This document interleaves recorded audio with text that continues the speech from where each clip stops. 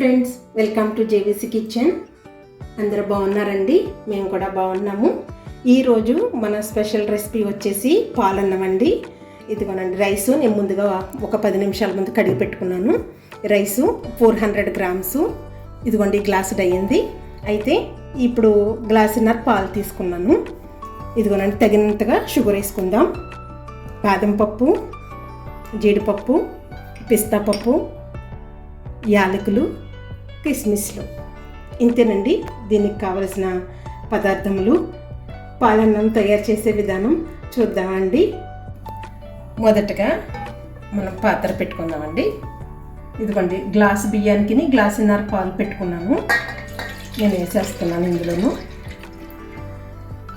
నీళ్ళు కూడా యాడ్ చేసుకోవాలండి. గ్లాసుల పాలకి గ్లాసున్నర పాలు తీసుకున్నాను కదండి. ఇదిగోండి ఈ గ్లాస్ తోటి గ్లాసు నీళ్ళు పోసుకుంటున్నాను. పాలు మరిగేంత వరకు కూడా మూత పెట్టుకుందామండి. మీడియం ఫ్లేమ్లో పెట్టుకుందాం, లేదంటే పైకి వచ్చేస్తాయి. ఇదిగోనండి పాలు ఇలా పైకి వచ్చేసినాయి కదా, పొంగుతున్నాయి. నానబెట్టి ఉంచుకున్న రైస్ వేసేద్దామండి. వేసేసుకున్నాక కొంచెం మీడియం ఫ్లేమ్లో పెట్టి స్లోగా ఉడికించాలండి. ఎందుకంటే ఎక్కువ మంట పెట్టినా పాలన్నీ మరిగిపోయి పొంగిపోయి పడిపోతాయి కింద. అందుకు మనం ఇలాగా మీడియం ఫ్లేమ్లో పెట్టి కొంచెం పాలు అన్నం ఉడికేంత వరకు కూడా పాలు పైకి రాకుండా ఇలాగా కలుపుకుంటూ 2 నిమిషాలు మూత పెట్టుకుని చూసుకుంటూ ఉండాలండి. లేదంటే కనుక మళ్ళీ నీళ్ళు ఎగిరిపోతాయి, లేదంటే పైకి వచ్చి పొంగిపోయి కింద పడిపోతాయి. పాల్లో రైస్ వేసేసుకున్నాం కదండి, కొంచెం చిటికెడంత ఉప్పు వేసుకోవాలండి. టేస్టీ కోసం, రుచిగా ఉంటుంది.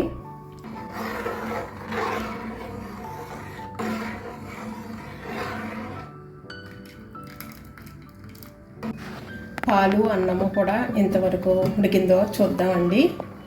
ఇదిగోనండి చాలా మట్టుకు ఉడికిపోయింది.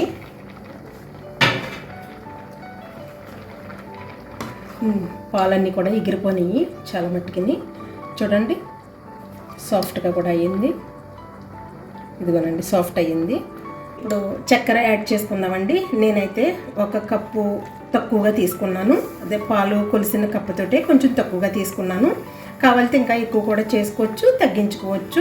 ఎందుకంటే మనం తినే స్వీట్ని బట్టి ఉంటుందండి.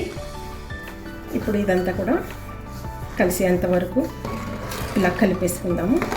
స్లో ఫ్లేమ్లోనే ఉంచుకోవాలండి. ఎందుకంటే పాలన్నీ ఎగిరిపోయినాయి కాబట్టి మట్టు పట్టేసుకుంటుంది, మాడిపోతుంది. ఇలా కలిపేసుకుని స్లో ఫ్లేమ్ మీద ఉంచుదామండి ఒక 5 నిమిషాలు. చూడండి పాలు చక్కెర అంతా కూడా మిక్స్ అయ్యిందండి. కలుపుకొని ఒక 5 నిమిషాలు 4 నిమిషాలు ఉంచాను. ఇప్పుడు దీంట్లో మనము ఇది పాలపొడమండి. నేను 2 టేబుల్ స్పూన్లు ఇలా పైన జల్లుతున్నాను. ఇలా జల్లుకొని అంతా కూడా మిక్స్ అయ్యే వరకు స్లోగా కలుపుకుంటే ఈ ఫ్లేవర్ చాలా బాగుంటుందండి. చాలా రుచిగా కూడా ఉంటుంది. మేము ఇంట్లో ఇలానే తయారు చేసుకుంటాము. ఇది ఒక స్పెషల్. ఇలా స్లోగా మిక్స్ చేసుకోవాలండి. చాలా బాగుంటుందండి. ముందైతే మనం ఫ్రెష్ పాలు వేసాం కదా, ఈ పౌడర్ కూడా ఈ పాలపొడి వేసుకున్నప్పుడు చాలా టేస్ట్గా ఉంటుంది. ఇలా కలిసేంత వరకు కూడా ఇలా కలిపేసుకుని చాలా మటుకు రెడీ అయిపోయిందండి. ఇదేంటంటే ఈ పొడుము వేసిన తర్వాత ఎక్కువసేపు ఉడకపెట్టకూడదు. ఇలా కలిసేంత వరకు కలిపేసుకోవాలండి. చూడండి అంతా కలిసిపోయింది. చాలా సువాసనగా ఉంటుంది, టేస్టీగా కూడా ఉంటుందండి. చూడండి ఇలా ఉండాలి. చక్కగా చల్లారేటప్పటికి కూడా కొంచెం బాగుంటుంది, బిగిసిపోకుండా ఉంటుంది అన్నమాట. ఇప్పుడు దీన్ని ఒక పక్కకు పెట్టుకుని కొంచెం యాలకుల పొడి కూడా వేసేసుకొని మిక్స్ చేసేసుకుందామండి.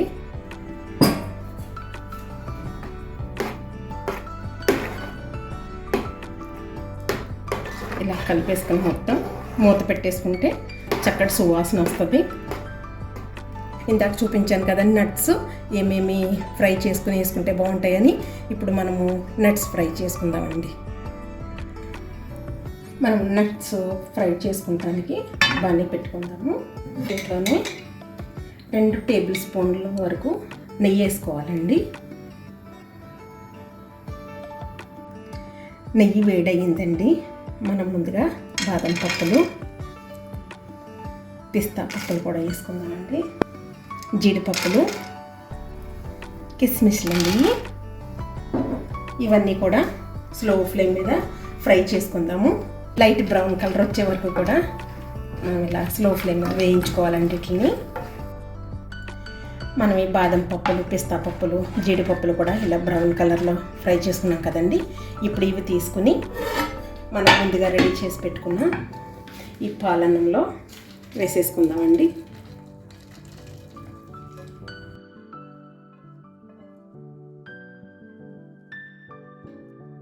వేసేసుకుని ఇలాగా స్లోగా మొత్తం అంతా వరకు ఈ నట్స్ అంతా కూడా మిక్స్ అయ్యే వరకు కలిపేసుకున్నామండి. ఇంతేనండి, చూడండి ఎంత బాగుందో. ఇదే పరవాన్నం అంటారు. మనం ఒకవేళ చక్కెర వేసుకోవటం ఇష్టం లేకపోతే కనుక బెల్లం కూడా వేసుకోవచ్చు. బెల్లంతో కూడా చాలా రుచిగా ఉంటుంది. ఇంతేనండి, మనం పాలన్నం రెడీ అయ్యింది. నట్స్ నెయ్యిలో ఫ్రై చేసాం కదా, చాలా రుచిగా ఉంటుంది. ఒకవేళ నెయ్యి ఇష్టం లేదు అని అనుకుంటే కనుక ఉత్తి ప్యాన్లోనే ఈ నట్స్ అన్ని కూడా జస్ట్ అలాగా ఫ్రై చేసుకుని వేసుకుంటే చాలా బాగుంటుంది. ఇదిగోనండి, మా రెసిపీని మీకు నచ్చినట్లయితే మీరు కూడా ట్రై చేయండి, లైక్ చేయండి, సబ్స్క్రైబ్ చేయండి. Thanks for watching.